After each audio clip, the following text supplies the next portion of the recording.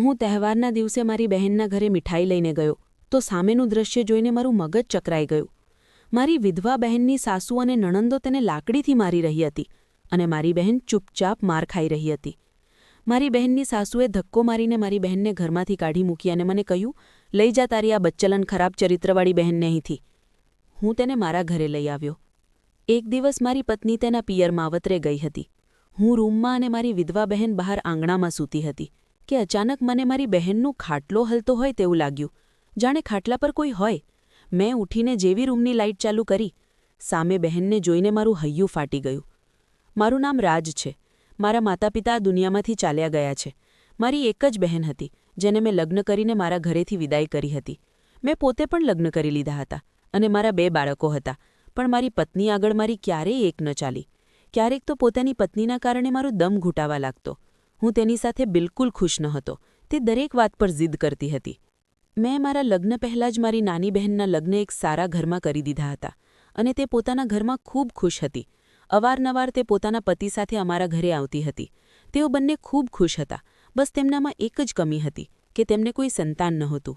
હું દરેક વખતે પ્રાર્થના કરતો કે ભગવાન મારી બહેનને પણ સંતાન આપે. દિવસો પસાર થઈ રહ્યા હતા કે એક દિવસ મારા બનેવીનું એક્સિડન્ટ થઈ ગયું અને તેમનું મૃત્યુ થયું. મારી નાની બહેન વિધવા થઈ ગઈ હતી. પતિના મોત બાદ તે પોતાના સાસરીમાં જ હતી. ખબર નહીં મારી પત્નીને શું થયું હતું. તે મને મારી બહેનના ઘરે પણ જવા દેતી નહોતી કે પોતે પણ જતી નહોતી, પરંતુ હું દર બીજા દિવસે છુપાઈને મારી બહેનને મળવા જતો હતો. મારી પત્નીને ડર હતો કે જો મારી બહેનને તેના સાસરિયાઓએ કાઢી મૂકી તો તે અમારા ઘરે આવશે. એટલે તેણે મને સ્પષ્ટ કહી દીધું હતું કે તમે તમારી બહેન સાથે સંબંધ ઓછો કરી નાખો, તેને તેના હાલ પર છોડી દો. એવું ન થાય કે તે તમારા ગળે પડી જાય. આપણા બાળકો મોટા થઈ રહ્યા છે, તમે બસ પોતાના બાળકોની ચિંતા કરો. પત્નીની વાત સાંભળીને મને બહુ દુઃખ થતું હતું. હું કેવી રીતે મારી બહેનને એકલી છોડી શકું? તે મારી એકની એક બહેન હતી જેને મેં બહુ લાડકોડથી ઉછેરી હતી. તહેવારના દિવસે પત્નીને કહ્યું કે હું મારા એક નજીકના સંબંધીને મળવા જાઉં છું, પણ મારી પત્ની બહુ હોશિયાર હતી. જ્યારે હું ઘરેથી નીકળવા લાગ્યો તો તે મને કહેવા લાગી, ખોટું બોલવાની શું જરૂર હતી? તમે સાચું પણ તો બોલી શકતા હતા ને કે પોતાની બહેનને મળવા જઈ રહ્યા છો. મેં તેની વાતનો કોઈ જવાબ ન આપ્યો. હું તહેવારના દિવસે કોઈ દલીલ કરવા નહોતો માંગતો, એટલે હું ચૂપચાપ મારી બહેનને ઘરે ચાલ્યો ગયો. મેં મીઠાઈને બદલે થોડા ફ્રૂટ ખરીદી લીધા હતા. બહેનના ઘરે ખાલી હાથે જવું પણ યોગ્ય નહોતું. પહેલાં પણ તેની સાસુ બહુ કડક હતી. વાત વાત પર તેને ગરીબીના ટોણા મારતી હતી અને હવે તો તેનો પતિ પણ નહોતો દે તેનો પક્ષ લઈને પોતાની માને ચૂપ કરાવે. ખેર, હું મારી બહેનના ઘરે પહોંચી ગયો હતો. પણ ત્યાં ગયો તો એક નવો જ તમાશો ઊભો હતો. મારી બહેનનું સાસરી ભેગું થયું હતું અને તે લોકો મારી બહેનને મારી રહ્યા હતા. આ જોઈને મારી આંખો ફાટી રહી ગઈ. મેં પૂછ્યું તો તેની સાસુ કહેવા લાગી કે રાત્રે તારી બહેનનો પ્રેમી ચૂપકેથી આની મુલાકાત કરવા આવ્યો હતો. મેં તો પોતે તારી બહેનને રંગે હાથ પકડી છે. હજી મારા દીકરાને ગુજરી ગયાને 1 મહિનો પણ નથી થયો અને આણે રંગરેલિયા મનાવવાનું શરૂ કરી દીધું છે. મને તો પૂરો વિશ્વાસ છે કે મારા દીકરાના મોતનું કારણ પણ આ જ છે.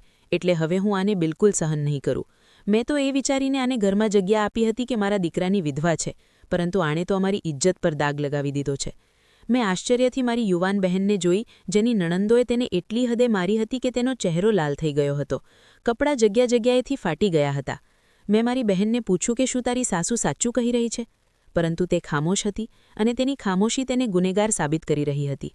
તેના સાસરિયાઓએ તેનો સામાન મારી સામે ફેંકી દીધો અને કહેવા લાગ્યા કે આ બેચલનને પોતાની સાથે જ લઈ જાઓ.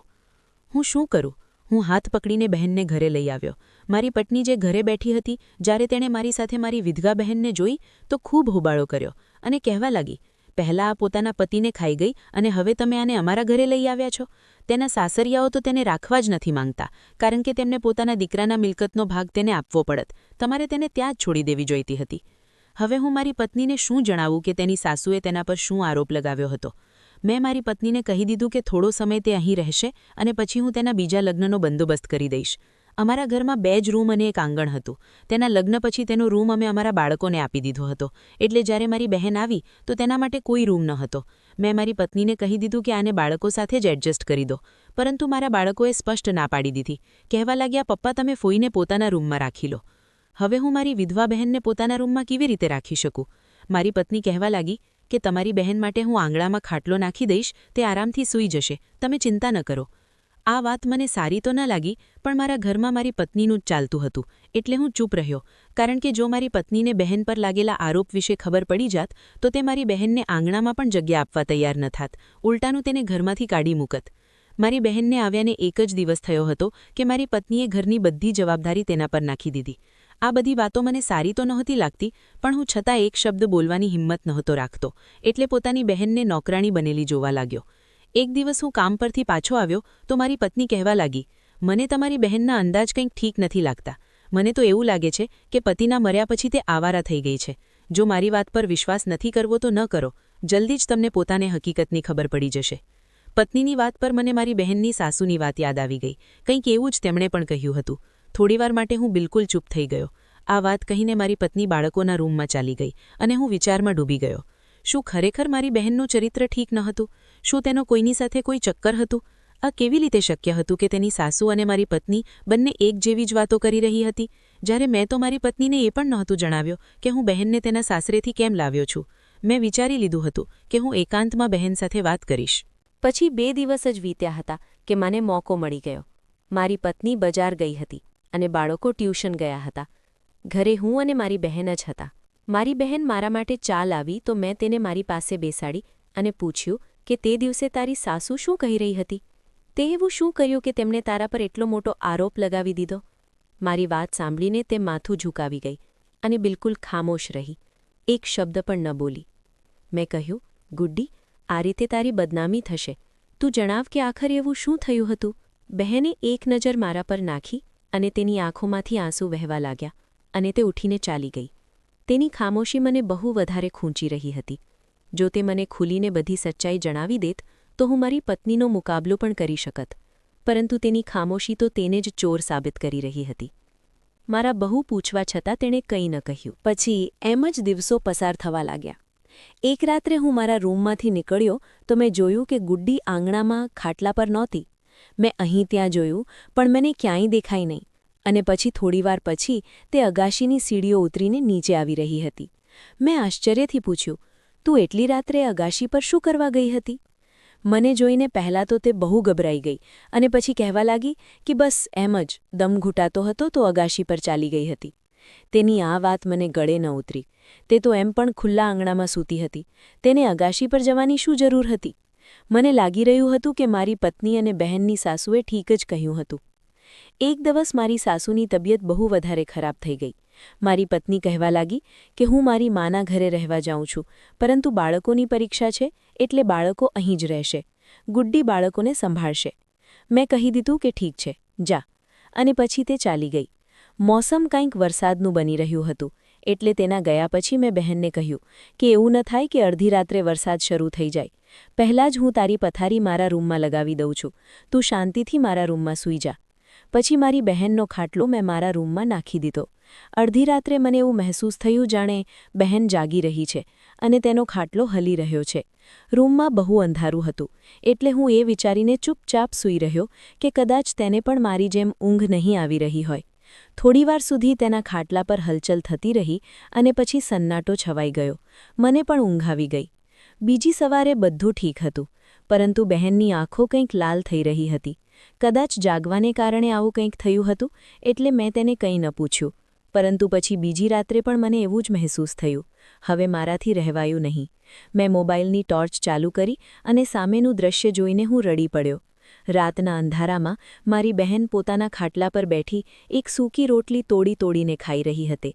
હું ઉઠીને તેના ઓશિકા પાસે પહોંચ્યો તો તે ગભરાઈને પોતાના દુપટ્ટામાં રોટલી છુપાવી ગઈ. મેં હાથથી તેનો દુપટ્ટો હટાવ્યો તો તેમાં એક બહુ જ વાસી રોટલી હતી. તે મારાથી નજરો ચોરી રહી હતી, જાણે તેની ચોરી પકડાઈ ગઈ હોય. તેણે કોઈ બહુ મોટો ગુનો કરી દીધો હોય. મેં આશ્ચર્યથી પૂછ્યું, ગુડ્ડી, આ શું છે? જો તને ભૂખ લાગી હતી તો વ્યવસ્થિત જમવાનું ખાઈ લેતી. આ શું કરી રહી છે? મારી વાત પર તે રડી પડી અને રડતા રડતા કહેવા લાગી, મારા પર ભાભી તાજું ખાવા માટે પાબંદી લગાવી રાખી છે. હું વધેલું જ જમવાનું ખાઉં છું. મને રાત્રે ભૂખ લાગે છે એટલે વાસી રોટલી ઓશિકા નીચે છુપાવી લઉં છું અને પછી ચૂપકે અડધી રાત્રે ખાઉં છું. તેની વાત સાંભળીને મારું મગજ ભમી ગયું અને મેં તેને કહ્યું કે તે મને કેમ ન જણાવ્યું કે તારી ભાભી તને વ્યવસ્થિત જમવા નથી દેતી? તે નજર ઝુકાવી ગઈ અને કહેવા લાગી, કેવી રીતે જણાવતી? શું તમે ભાભી સામે મારા માટે બોલી શકત? હું સ્તબ્ધ થઈ ગયો.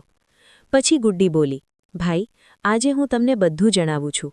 પોતાના પતિના મરવાના એક દિવસ પહેલાં જ મને ખબર પડી હતી કે હું ગર્ભવતી છું. મારા પતિએ કહ્યું કે તે આ ખબર પોતે બધાને સંભળાવશે, એટલે મેં કોઈને કંઈ ન કહ્યું. પરંતુ એ જ દિવસે તે મને છોડીને ચાલ્યા ગયા. મને એટલો આઘાત લાગ્યો કે મને એ પણ યાદ ન રહ્યું કે હું ગર્ભવતી છું. પછી જ્યારે થોડા દિવસ બાદ હું સંભળી તો મારા સાસરિયાઓનું વર્તન મારી સાથે ઠીક નહોતું. એક દિવસ હું મારા સાસરીની અગાશી પર ગઈ. મને નહોતી ખબર કે મારી નણંદે પોતાના કોઈ પ્રેમીને મળવા માટે બોલાવ્યો છે. યોગાયોગે મારી સાસુએ મને અગાશી પર જતા જોઈ લીધી હતી અને તે મારી પાછળ પાછળ ચાલી આવી.